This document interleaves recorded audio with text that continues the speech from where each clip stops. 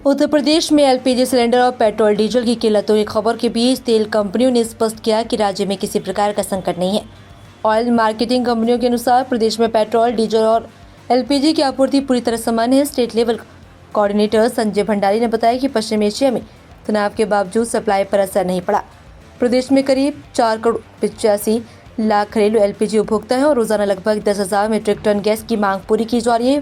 मुख्यमंत्री योगी आदित्यनाथ ने भी लोगों से अफवाहों पर ध्यान न देने और जमाखोरी और कालाबाजारी करने वालों पर कड़ी कार्रवाई के निर्देश दिए। उत्तर प्रदेश के स्पोर्ट्स कॉलेजों में पढ़ने वाले राष्ट्रीय और अंतर्राष्ट्रीय स्तर पर पदक जीतने वाले खिलाड़ियों को फीस में छूट दी जाएगी। ये फैसला लखनऊ के गुरु गोविंद सिंह स्पोर्ट्स कॉलेज में खेल एवं युवा कल्याण मंत्री गिरीश चंद्र यादव की अध्यक्षता में हुई बैठक में लिया गया। लखनऊ, गोरखपुर और सैफई स्पोर्ट्स कॉलेजों की उपलब्धियों की समीक्षा के साथ नए स्पोर्ट्स कॉलेज फतेहपुर, सहारनपुर और बलिया की तैयारियों पर भी चर्चा हुई। सरकार इन कॉलेजों को उत्कृष्ट खेल केंद्र के रूप में विकसित करना चाहती है ताकि खिलाड़ियों को बेहतर प्रशिक्षण और आधुनिक सुविधाएं मिल सके। उत्तर प्रदेश को एडवांस मटेरियल रिसर्च और हाईटेक मैन्युफैक्चरिंग का केंद्र बनाने की दिशा में बड़ा कदम उठाया गया।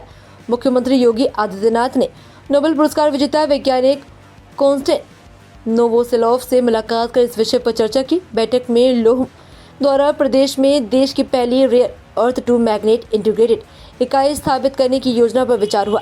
इस परियोजना से हाईटेक उद्योग, बैटरी तकनीक और ऊर्जा क्षेत्र में नए अवसर खुलने की उम्मीद है। सरकार के लक्ष्य उत्तर प्रदेश को उन्नत मटेरियल साइंस और इंजीनियरिंग का प्रमुख हब बनाना है। खाद्य तेलों की कीमतों में अचानक बढ़ोतरी से आम लोगों की रसोई का बजट बिगड़ गया। थोक बाजार में सरसों और रिफाइंड तेल के दाम करीब 30 रुपए प्रति लीटर तक बढ़ गए, जबकि पाम ऑयल लगभग 15 रुपए प्रति लीटर महंगा हो गया। व्यापारियों के अनुसार खाड़ी क्षेत्र में तनाव और आयात प्रभावित होने से सप्लाई कम हुई, जिससे कीमतें बढ़ी हैं। सरसों से तेल 130 से बढ़कर 160 रुपए प्रति लीटर और सोया रिफाइंड 170 रुपए तक पहुंच गया। एफएसडीए की कार्रवाई में बड़ी मात्रा में तेल जब्त होने से भी बाजार में कमी की स्थिति बताई जा रही है। उत्तर प्रदेश में करीब 7,461 गांव अब भी ऐसी सड़कों से जुड़े हैं जहां मोटर वाहन से पहुंचना मुश्किल है। इन ग्रामीणों को शिक्षा, इलाज और बाजार तक पहुंचने में परेशानी होती है। अब मुख्यमंत्री ग्राम परिवहन योजना के तहत इन गांवों को सार्वजनिक परिवहन से जोड़ने की तैयारी है। योजना को कैबिनेट से मंजूरी मिल चुकी है और जल्द ही 59,163 ग्राम पंचायतों तक सेवा पहुंचाने की प्रक्रिया शुरू होगी। इसके तहत 15 से 28 सीट वाले मिनी बसें गाँव को ब्लॉक मुख्यालय और कस्बों से जोड़ेंगी। परिवहन मंत्री दयाशंकर सिंह ने कहा कि इससे ग्रामीणों को बड़ी राहत और स्थानीय युवाओं को रोजगार मिलेगा। वृंदावन में 24 मार्च को संत स्वामी यतीन्द्रानंद गिरी के नवीन जीवन दीप आश्रम का लोकार्पण होगा। कार्यक्रम में मोहन भागवत आश्रम का उद्घाटन करेंगे। समारोह में योगी आदित्यनाथ के साथ पुष्कर सिंह धामी, मोहन यादव और रेखा गुप्ता भी शामिल हो सकते हैं। इसके अलावा आरिफ मोहम्मद खान समेत कई संत, संघ और भाजपा के वरिष्ठ पदाधिकारी भी मौजूद रहेंगे। कार्यक्रम की तैयारियां तेज कर दी गई हैं और इसे बड़ा धार्मिक सामाजिक आयोजन माना जा रहा है। राष्ट्रीय स्वयंसेवक संघ के संगठनात्मक ढांचे में बड़ा बदलाव करने की तैयारी है। 13 मार्च से हरियाणा में होने वाले राष्ट्रीय स्वयंसेवक संघ की अखिल भारतीय प्रतिनिधि सभा के बाद इसकी घोषणा हो सकती है। प्रस्तावित बदलाव के तहत प्रांत को संभाग और क्षेत्र इकाई को राज्य इकाई में बदला जाएगा। इसके साथ ही प्रांत प्रचारक और क्षेत्र प्रचारक के पद नाम भी बदलकर संभाग प्रचारक और राज्य प्रचारक किए जाएंगे। बताया जा रहा है कि शताब्दी वर्ष के मिशन के तहत ये बदलाव संगठन को और मजबूत करने और ज्यादा लोगों तक पहुंच बढ़ाने के उद्देश्य से किया जा रहा है। समाजवादी पार्टी प्रमुख अखिलेश यादव ने लखनऊ में स्वामी अभिमुक्तेश्वरानंद सरस्वती से मुलाकात कर आशीर्वाद लिया। मुलाकात के बाद अखिलेश ने कहा कि असली संतों के आशीर्वाद से नकली संतों का अंत होने वाला है।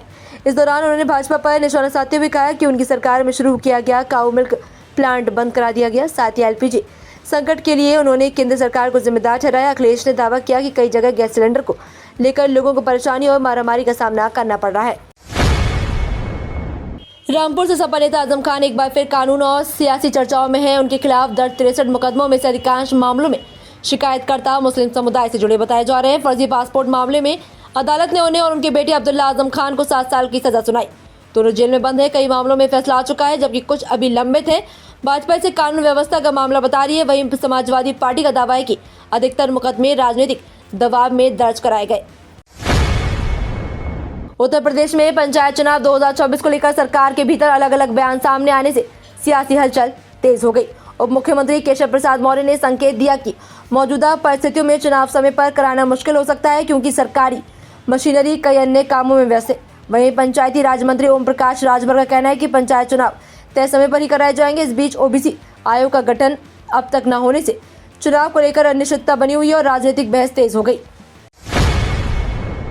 उत्तर प्रदेश में 2027 विधानसभा चुनाव को लेकर भारतीय जनता पार्टी और राष्ट्रीय स्वयंसेवक संघ नई चुनावी रणनीति पर काम कर रहे हैं।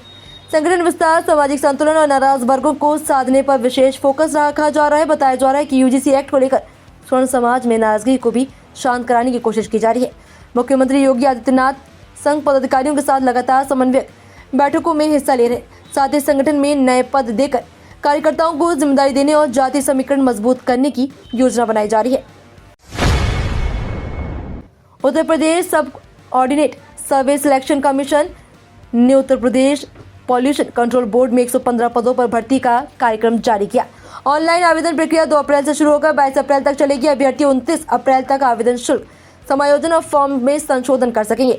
भर्ती के तहत वैज्ञानिक सहायक, लेखाकार, लेखा परीक्षक, विधि सहायक, अवर अभियंता, अनुश्रवण सहायक और प्रयोगशाला सहायक जैसे पद भरे जाएंगे। इच्छुक उम्मीदवार आयोग की आधिकारिक वेबसाइट के माध्यम से ऑनलाइन आवेदन कर सकते हैं। उत्तर प्रदेश में राजस्व बढ़ाने के लिए योगी आदित्यनाथ सरकार ने उत्तर प्रदेश स्टाम्प एवं रजिस्ट्रेशन डिपार्टमेंट के जरिए विशेष अभियान शुरू किया। इसके तहत अपंजीकृत संपत्तियों का पंजीकरण, लंबित स्टाम्प मामलों का निस्तारण और टोल प्लाजा समझौतों की जांच की जा रही है। National highway authority of India से जुड़े 123 टोल प्लाजा की भी समीक्षा हो रही है, जिनमें करीब 72 करोड़ रुपए की स्टाम्प डेटा सामने आई। सरकार का अनुमान है कि अभियान से मार्च 2026 तक लगभग 200 करोड़ रुपए का अतिरिक्त राजस्व प्राप्त हो सकता है और संपत्ति लेन देन में पारदर्शिता बढ़ेगी।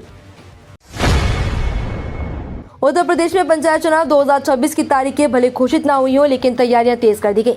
चुनाव में 4 अलग अलग रंगों के बैलेट पेपर इस्तेमाल होंगे। ग्राम प्रधान के लिए सफेद, ग्राम पंचायत सदस्य के लिए गुलाबी, क्षेत्र पंचायत सदस्य के लिए नीला और जिला पंचायत सदस्य के लिए पीला मतपत्र होगा।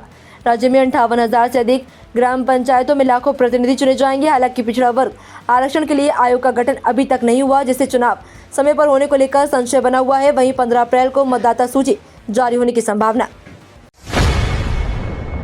पश्चिमी यूपी में 13 मार्च 2026 का मौसम, तेज धूप और हल्की गर्मी का असर।